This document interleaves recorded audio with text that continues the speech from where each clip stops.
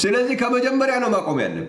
ሕፃን ተወልዶልናል፣ ወንድ ልጅ ተሰጥቶናል፣ አለቅነት በጫንቃው ላይ ይሆናል፣ ስሙም ድንቅ መካር ብለህ የሰላም አለቃ ብለህ ነው ማቆም ያለብን።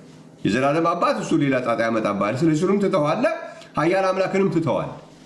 ድንቅ መካር ካልክ በኋላ የሰላም አለቃ ተብሎ ይጠራል ብለህ ነው ማንበብ ያለብን።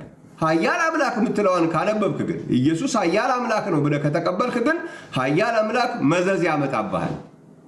ምን የሚባል መዘዝ ያመጣብሃል? በኤርምያስ 32:18 መሰረት ኢየሱስ የሰራዊት ጌታ እግዚአብሔር ነው የሚባል መዘዝ ያመጣብሃል።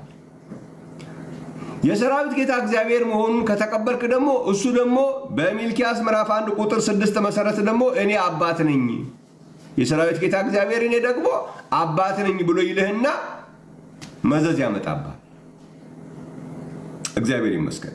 ስለዚህ ኢየሱስ ክርስቶስ በሰውነቱ ወንድ ልጅ ነው። በሰውነቱ እግዚአብሔር ያዘጋጀው ሰው ነው። እግዚአብሔር ይመስገን። በወልድነቱ የሰው ልጅ ነው። የሰውነት ቤተ መቅደስ ነው። የህይወት እንጀራ ነው። እግዚአብሔር የተመሰገነ ይሁን። አምላክነቱ የሚባለው ነገር ግን ቀጥታ ወስዶ አብነቱ ላይ ነው የሚያደርስ። አምላክነቱ ይወስድና ኃያል አምላክ ያደርግብሃል። ኃያል አምላክ ይወስድና የሰራዊት ጌታ እግዚአብሔር ያደርግብሃል።